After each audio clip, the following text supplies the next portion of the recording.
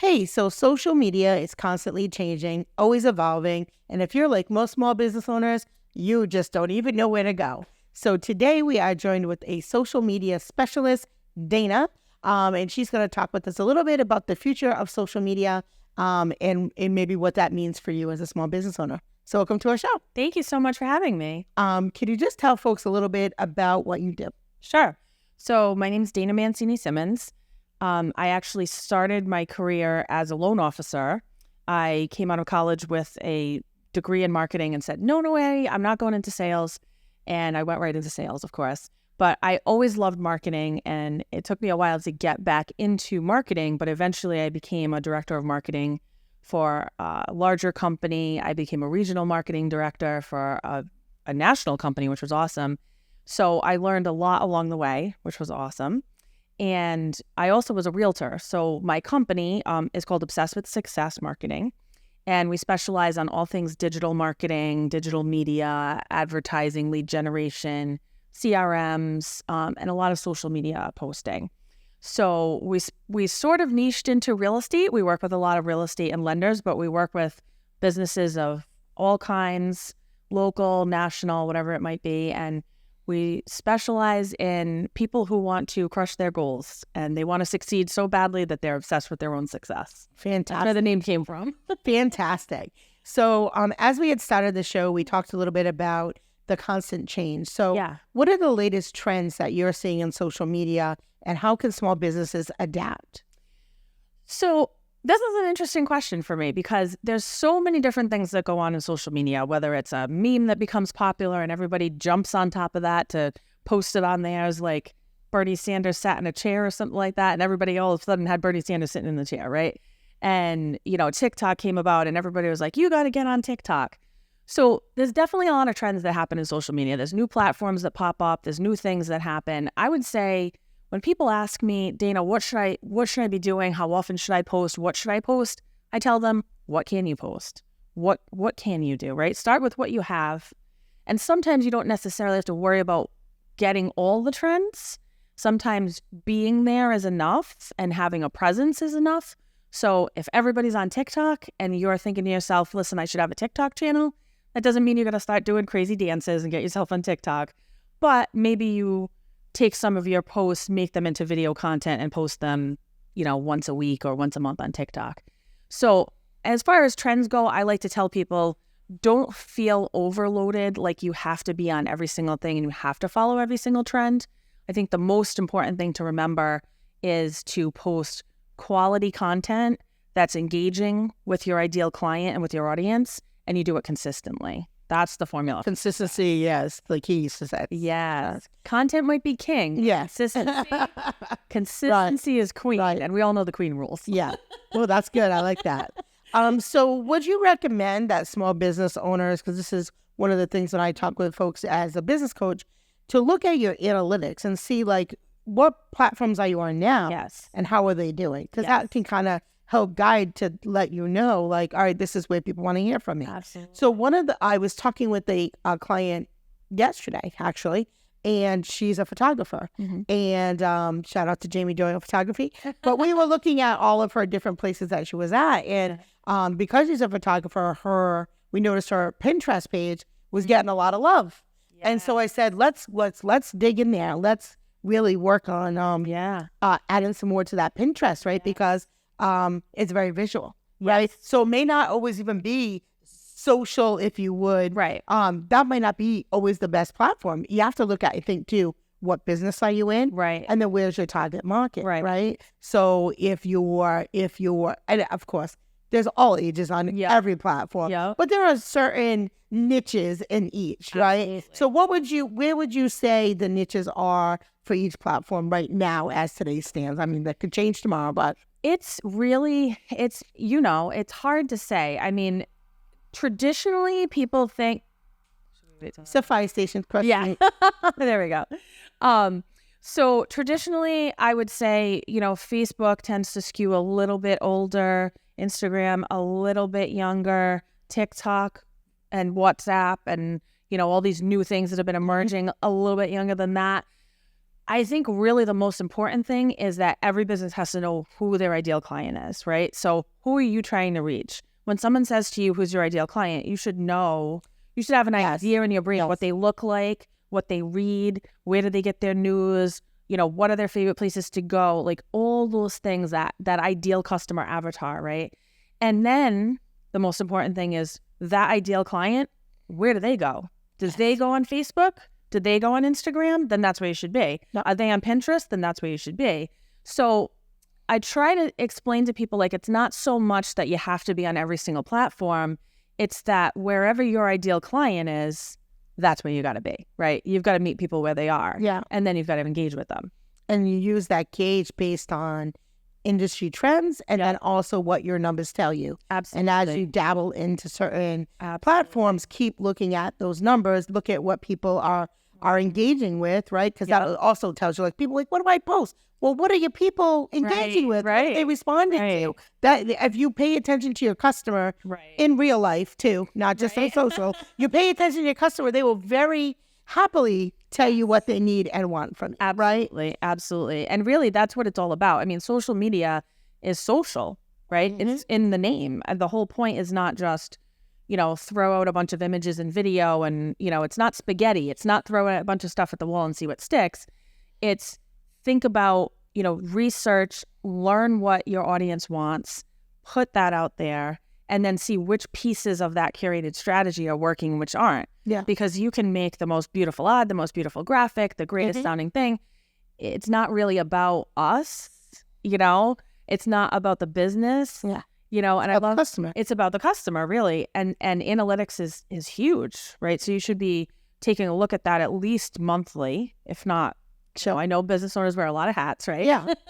But they should be looking at that at least monthly and saying, okay, these posts that had, maybe pictures of my team or pictures of us out in the community, these did really well. But these posts that were just kind of, informative or just like, hey, it's a great day out or something like that, those didn't do that great. So maybe we do a lot less of that or cut that out and we do more pictures of people and this and that and more blog posts or something like that. So it's really just knowing, what they're going to resonate with. Yeah. So how has social media changed over the past decade, and what does that mean for businesses? Wow. So the last decade, there's been a lot of change. There's been a lot. Right? We can go back to the last year. How about right? Oh my God. Just in the last couple of years, really, after the pandemic, I think, so Facebook's been around for over 10 years, right? So Facebook, has it changed? Yes. Has it changed drastically? I don't think it has changed very drastically, to be honest with you. I think they've pivoted a little bit by adding reels and, different things. They've added things to it. Yeah, exactly. They bought Instagram, but there's definitely more places that you can be present now than there were before. And that goes back to saying, okay, do I need to be on everything, right? Do I need to be on Facebook, Instagram, LinkedIn, Twitter, WhatsApp, TikTok? It's a lot. And that's why people get overwhelmed, right? Yes. And I think too, like, absolutely. I think look at social media, because again, it's media. Right. You would not advertise in every single newspaper. Exactly. You would say what newspaper makes sense, right? Right. Or if you did, commercials on different channels, right? Especially if you did commercial with cable, right? You got real specific. I was a childcare owner. Right. I wanted to be on Nickelodeon and Disney and the mom shows and I wasn't really putting my business on CNN, right? Not that moms don't watch CNN. I watch CNN, but mostly my target audience had to listen to Nickelodeon or Disney channels all day. So, I would say look at social media like you would with any of your media. Your bulletin boards. And it's not like, people, I think, put all it in on social media because it's in their mind free. Right. Where you have to pay for print or radio or the other aspects. But it's just one piece of your marketing plan, right? And I feel like everybody just thinks that's the only thing now. Right. And it's not. You got to use it in conjunction with a great website. Yes. Right? Who cares if you have a great social media, but they can't find your website, or when they get to the website, it doesn't convert, or it's not user friendly, right? Or things not going to work together. And you've got to be listed on Google My Business, have reviews there because people love believe what other people say on the strangers say on the internet about things. Sure. But there's definitely a lot more places to be, and you're right. I think you need to really look at where you have to look at where your ideal client is, what makes the most sense to them for sure. But we're seeing new stuff come out all the time. So when TikTok came out, did everybody have to run and go and get a TikTok account? No. So I think that, it can definitely, like you hit the nail on the head. You said it can definitely get overwhelming. Yeah, absolutely. And you've got to be posting different content to different platforms. Now you've got a different audience on Facebook than you have on Instagram, than you have on TikTok. Are you going to create 3 different content streams? You better. 3 different, right? You better for them to be effective. Right. And now you're going to create another one, right, for a new thing. And new things are going to come about all the time. This is going to continue to evolve. There's always going to be some up and coming new thing. But really just having an overall strategy, like you were saying, having your overall marketing strategy set and knowing what your goals are, right? What your ideal client is and how you're going to get there, and maybe leaning on an expert like a business consultant or a social media agency or whatever that might be. Even if it's just you hire somebody to do pieces of it, right? It's having some expert guidance along the way to make sure you're doing the right thing, and then measuring that and making sure that it's effective. And that's really the only way you know if it's working. Yeah. How can businesses use social media to build brand awareness and connect with their target audience? Yeah, absolutely. Great question. So social media is a really easy way to connect with your audience and to put your brand out there, because number one, it's free, right? It's technically free.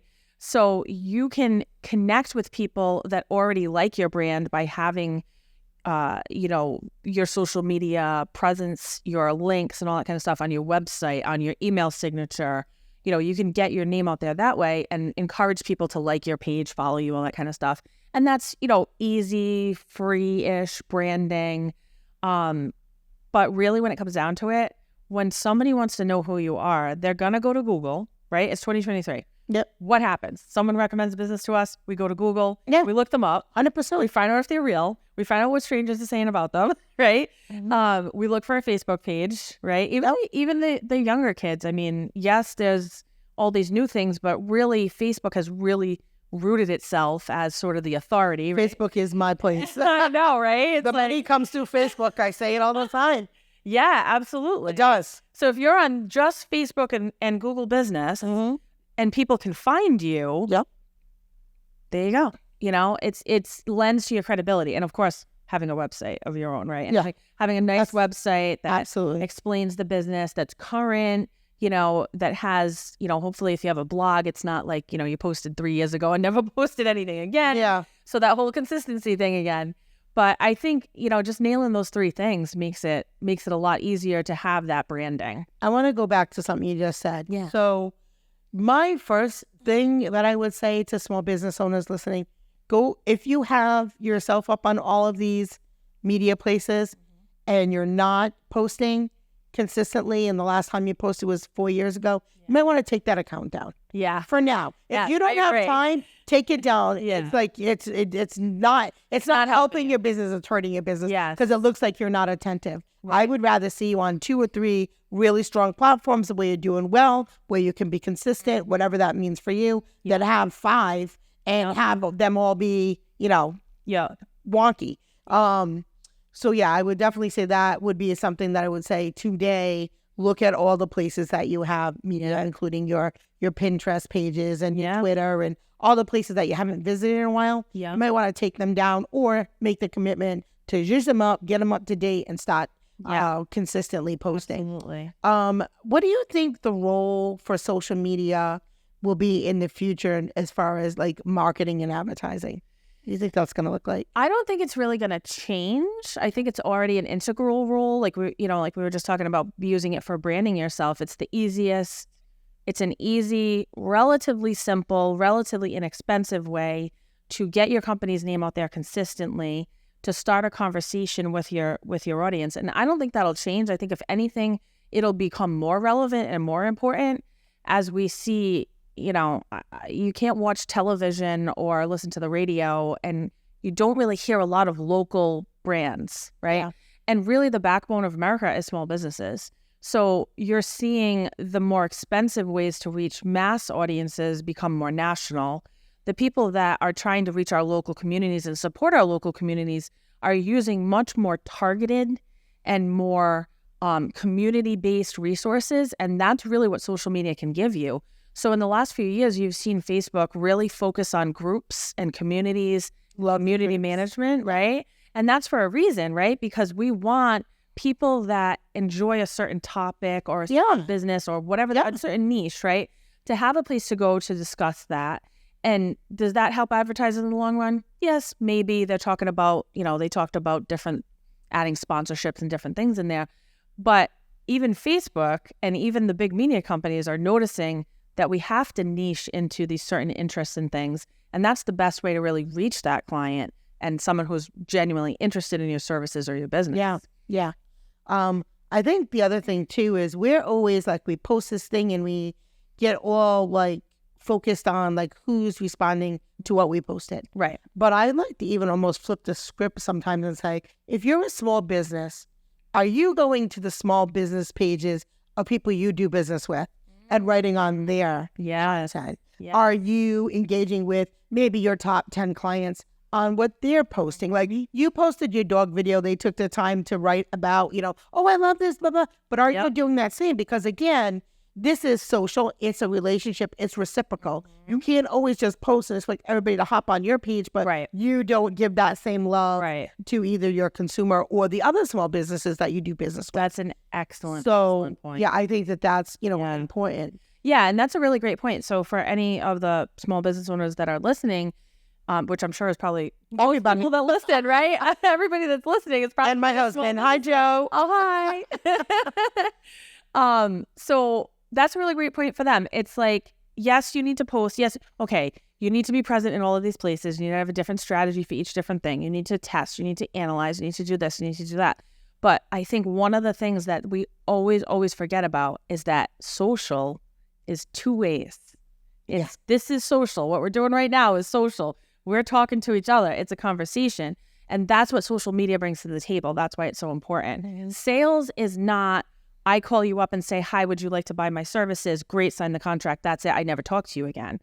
Selling is you buy something, whether that's a service or a physical item, and then you rely on that salesperson to service that. Think about buying a car. You don't just buy a car and run away. You go back and you have the oil changed. You go back and you have the car washed. You go back and do maintenance, right? It's the same thing. Everything is sort of in that same, when we sell something, we want service. So it's back and forth, right? It's a two-way street. So if you're going to commit to social media and if you're going to post, even if it's just you say to yourself, okay, I'm going to pick Facebook and I'm going to post consistently and I'm going to post twice a week because that's all I have time for. Yep. Great. Start with that. Start where you are with what you have and grow it from there. But also build into that. The part we forget is after you post that, go and interact with other people. Go onto a forum where you can lend your expertise to another, I don't know, if you're a video company, go to a video forum and talk about the newest things happening or tips you have for other video people, whatever it might be. Be part of the community, be part of the conversation. Yeah. And I think, treat social media as you would any regular conversation, right? If somebody walked into your store, you wouldn't be like, hey, so you're here, you want to buy this pen? Like, it's actually like, let me tell you about the pen. What do you, what do you need? There's a process, right? It's not like, hey, I just met, you want to get married? Like, it's not that. Not that. Yeah. So can businesses or how can businesses measure the success of their social media campaigns and make data-driven decisions? Okay, so Meta offers really robust reporting features. So you can access that for free as part of the new business Facebook pages. So you can see who's interacting, how many likes you're getting, how your page is growing. Some of that looks a little like Greek, right? So sometimes business owners will look at that and be like, oh my God, what am I looking at, right? There are tools that you can subscribe to. Some of them are free, some of them are paid, that will show you and give you some insight into what that all means, right? And then, of course, there's agencies like us that can do reports for you, can do all of it, take it all off your plate, do all the reporting analytics, and explain to you what that means. But I would say really just paying attention to what's happening. Okay, did I have a spike in, I posted on Tuesday. Do I see a big spike on Tuesday, right? Or do I see a small spike on Tuesday when I posted that? And then look at when those bigger spikes happen in engagement and reach and all those kind of things. And you can kind of really gauge, okay, when I post a blog post, I see a big spike on my website, right? So Google Analytics, free also, right? So you can look at that. Google Business, they have free analytics as well. All of the places where you post are going to have free analytics. It's a matter of, committing to once a month at least, looking at them and saying, where am I seeing, some progress here where we're going up. That's it. That's all we're looking for. Where is this spike? Correct. And self-correct, right? Yeah, exactly. Yeah. And if you see you posted something, if you see that Tuesday there's a spike and then Wednesday it's flat and you posted on Wednesday, whatever you posted on Wednesday, probably remove that or do something different. Okay. How can businesses stay ahead of the curve when it comes to social media, and what resources are available to help them? That's a tough one because social media changes quickly and often without notice, as we know. I would say, for business owners, it's always important to listen to podcasts like the one we're on right now, right? Understand your industry news, understand what's going on in your industry. Maybe just once in a while, read some articles just in general on what's going on in the industry and what's changing. If you don't have a media company or a business that's taking care of that for you, because not everybody can afford that, right? Let's be realistic. Yeah.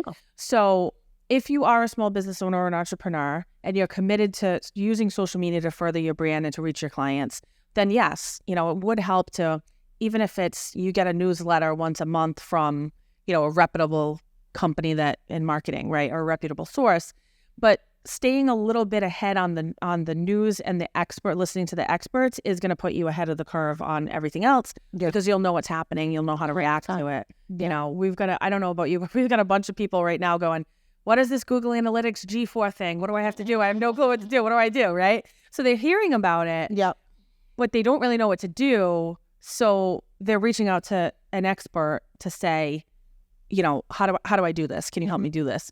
And I think that also is a really good point, is that when you don't know how to do something, reaching out to an expert is the best way to do it. Sure. Whether it's just for advice or to pay somebody to take it off your plate. Yeah.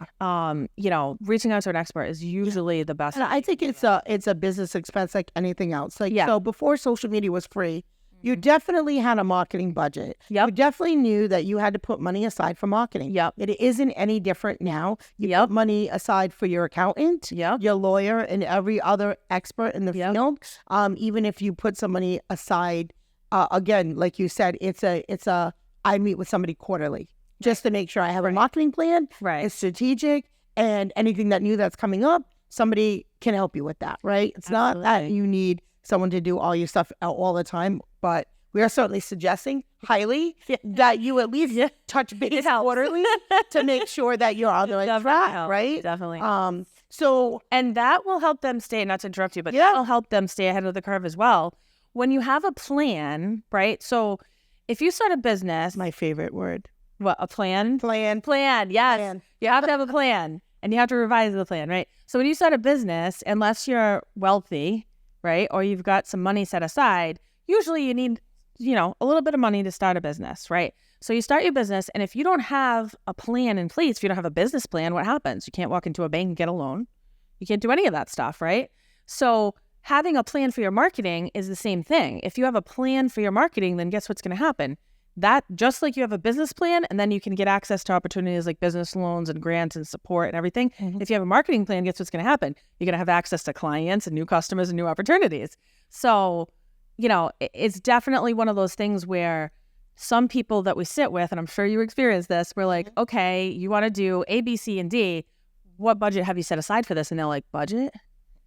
I need a budget? I thought social media was free. And we're like, well, yes, but time is not free, right? You still need to put time into it. And there are other things that you have to do to boost up that marketing, because it is very busy because it is free. Everybody's on there. Right. So it's like it's like if you can remember the phone book, just page after page after page, page right? after page, page after page. And you don't always, with the way algorithms are, just because you're posting twice a week doesn't mean if you have 5,000 followers on your page, it doesn't mean all 5,000 of them are going to see that. Yeah. So then there's the component of, do I do paid advertising? Do I need to do a follower campaign to get more people to like my page? Do I need to, do some pay-per-click ads? Do I need to allocate some money in my budget to actual advertising dollars? And then what's the return on that? So, not to overwhelm everybody, but yeah. So this is really actually a really great conversation. So I'm going to ask you to hold on for 1 second. Yeah. So we're going to give you guys a second for our sponsor. We do have a sponsor for this episode, so we're going to wait a second because I really want to continue our conversation. Today's episode is sponsored by the 2023 Rhode Island Business Summit, presented by Stella Business Concepts on September 21st at the Event Factory in Warwick, Rhode Island. Join us to connect with B2B vendors, amazing networking opportunities, and guest speakers like Patricia Raskin, who will talk to you about podcasting for your business, leadership with Mary Sullivan, or customer retention with me, Erica Sacosio, and more. We have panelists, and we also have a very fun, amazing lunch and learn with Rhode Island comic Poppy Champlin. Tickets are on sale now. Visit our website at www.stellabusinessconcepts.com. See you there. So I love all the things that you talk about. So we're going to go a little bit. Usually we cut off at 20 minutes. We're going to go a little deeper. Okay. So one of the things I thought was really interesting that you had mentioned that you do before we came on camera was a CRM. Yeah. So let's talk about, because, we're always talking about things that are evolving. Can we get into a little bit about what is a CRM? Yes. And how is that beneficial and how has that changed? Okay. So if you guys don't have a CRM, you got to have one. Tell them what it is. Absolutely have to have one. Tell them what it is. Customer. I know you're probably like, what the heck is a CRM? Why do I not know? Okay. So customer relationship management, it is absolutely vital. So think about how you have your customer data organized right now. Is it a spreadsheet? Is it in your phone? Is it, I go into my email and I search for the person's name? So think about that person, that business owner that's like, yeah, I've got, a spreadsheet that has everybody on it, or I have something. So here's the difference between client A that has a spreadsheet and client B who has a CRM. So client A comes along and says, I want to do more business this year. I have a new product and I want to sell it to more people. I want to upsell my current clients into it, and I want to get new clients on this new, more profitable product. So they're like, okay, I guess I'll go in and I'll start calling all the people on my list and I'll start emailing them. Think about how much time it would take if you've been in business, even if you have a list of 100, how long is it going to take you to call or email manually 100 people, right? Wrap your brain around that for a minute. That's going to take a long time. Mm-hmm. Now, customer B has a CRM. So customer B takes all his client info. It has their name, it has their birthday, it has their email, it has their cell phone number. And when he says, I want to upsell my current clients to this new product, all he has to do is write one email and send it out, right? And set it up. Let's say he writes 5 emails. So on day 1, they get an email. Hey, hey, Erica, we've got a new product coming. That email goes out to 100 people in 30 seconds, right? A week later, the system sends a follow-up email and says, hey, Erica, not sure if you saw my previous email, but we have a new product. I'd love for you to try it out. Click here to schedule an appointment to talk to me about it, right? And maybe they don't respond to that. Well, then a week later, the 3rd email goes out, right? And it says, hey, Erica, I know you probably you might have missed my 2 previous emails, but we've got a new product and I'd love to connect with you on it. Click here and schedule a time with me. And that client clicks on that button and it goes into a calendar that already has your personal calendar and then blackout times and everything. Now you've got a warm prospect because you've sent them an email, which might even contain a video. So you have a warm prospect that's interested in your service that's booked on your calendar versus our friend client A who's still dialing and emailing and getting nowhere. So there is so much power in that, you guys. It's insane, right? And you can even take it a step further and connect it with social media. So the way that you connect your CRM with social media is you grab something that you can build a funnel off of, which is basically a landing page. So one page on your website, you take your social media, you run an ad that says, I'm client A and I've got a new product. and that new product, click here if you're interested. You write something nice that looks nice. Maybe you shoot a video, right? And when you click on it, it goes to this page on the website. And the page on the website gives you more information about their new product. And it says, enter your information here to learn more. Now you've got the client's name, phone number, and email, because they want what you're selling. It's not throwing spaghetti at the wall. It's I targeted a specific client. They responded. They willingly gave me information, and they ended up on my calendar.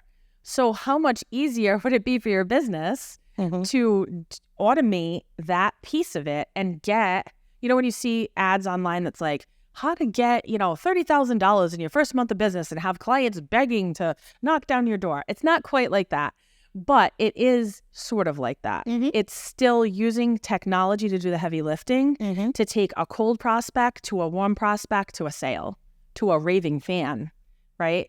And CRMs can do that for you. And the one that we use is very powerful. It's inexpensive. What do you use?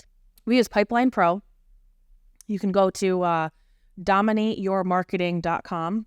It's $37 for a one-time license. Yep. And then that gives you a ton of features. And that's a small business CRM? That is a small business CRM. It's not industry specific? Nope. It can be any industry. So you pay the $37 one time. It replaces Calendly. It replaces ClickFunnels. It replaces whatever CRM you might be using now. It certainly replaces your little spreadsheet that you might have, It replaces Constant Contact, and all of those services, just the basic of those services is about $1,000 or more a month. If you pay the $37 and you don't want automated emails and text messages right away, you don't have to have that right away. But if you want that piece, it's $97 a month versus well over $1,000, because we all know Constant Contact alone can get pricey. So we tell people, use this tool, right? Use this to organize your people, to organize your prospects, organize your current clients, organize your past clients, organize your whole sales process. Automate that piece so you don't have to have yourself or your salespeople constantly on the phone calling. Now, that doesn't eliminate that. Yep. You still want to have a personal relationship, but it eliminates a lot of cold calling, which most people hate. Yeah. Does Pipeline give you the option for clients to pay you through that? I believe it does. I'm not 100% sure. They make changes all the time. Sure. But we actually just became a certified partner because we've been using it so long, and we're kind of like experts at it now. Yeah.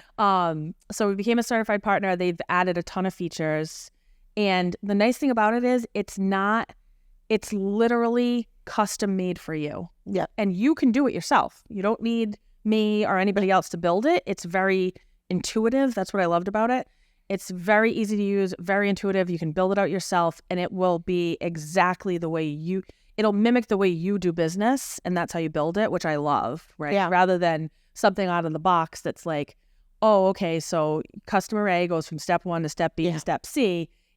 You build it exactly the way you want it, which I love. Yeah. So again, as things change, we all know we need to be in social media, social media in some form or fashion. So hopefully we were able to give you some insight on the best ways to at least get yourself organized, where you should start looking at your analytics, looking at what you already have up on your social, looking at, what's working for your company now, what isn't, putting together some type of a strategic marketing plan, connecting with a professional, even if it's once a quarter, right? Nobody's saying you have to, hire somebody to do all your media, although it is a great idea if your time is better spent. Yeah. If If you're the number one person in your company and you're also doing the marketing, how much money are you losing because of the time you're spending doing your own marketing? Absolutely. So I think there's that. We try to give you some tips and strategies for how you can also help handle some of the parts of the consumer or customer retention systems. We use one at our childcare center. Yeah. And it's industry specific. Yes. That's why I had asked you that. Yeah. So there are certain industries that have some that are so down to the minutia for your industry. Yes. So depending on what industry you have, I would also look to see if there's a CRM specifically for your industry, because the build out on that will probably save you even more time. Right. So if people want to get a hold of you, give them their contact information there. Awesome. So our website is obsessedwithsuccess.us. And my email is Dana, Dayna, at obsessedwithsuccess.us. Sometimes that's hard to say. You can check out the CRM that I mentioned at dominateyourmarketing.com. So YOUR marketing, dominateyourmarketing.com. And what else? One piece of practical biz advice. Yes, we're obviously on Facebook, Instagram, YouTube. We're on all the things. One piece of practical business advice. Okay, I think the most important thing we talked about today is probably having a plan, because we can listen to all the podcasts, we can watch all the videos, we can think of all the things in our brains, but having an actual plan of action and then following that plan is going to be your sort of secret weapon. You mean a written plan? A written plan, an actual, I don't care if you write it on crayon, on a napkin, have an actual plan with concrete milestones. Treat your business like another business would treat your business. Like, what would you expect someone coming into your business, a professional coming in saying, this is the way I would do your plan? Treat your business like that, right? And make that at the top of your list, because I know I'm a small business owner too. We all put that at the bottom of our list, right? So have an overall business plan, and then have a marketing piece to that plan with some sort of marketing budget that's not zero, because unfortunately, whether it's you're going to spend 10 hours a week or you're going to pay someone like us for 10 hours a week or whatever that might be, you need to have some sort of budget, right? So have a plan, have actionable items, use, SMART goals, specific, measurable, attainable, realistic, and timely, and actually stick to those goals and stay consistent with it. If you can do that, that will be huge. That will help your business. That'll help you crush your goals. So we hope that you love this episode. Please like and subscribe. Leave us a comment. Yes. You are going to be able to see our friend here at our 2023 Rhode Island Small Business Summit. Hopefully you will be there. Our link will be up pretty soon. So anyway, thank you for tuning in to Practical Biz Podcast. Have a great day. Thank you so much for having me. You're welcome. Are you a business owner? Are ready to get your startup? Well, started. Have a burning question you would like us to answer? Want to know more about the services we offer? Or register for upcoming workshops and events? Looking to book a guest speaker? Or like to be a guest on the Practical Biz Podcast? Visit our website at stellabusinessconcepts.com.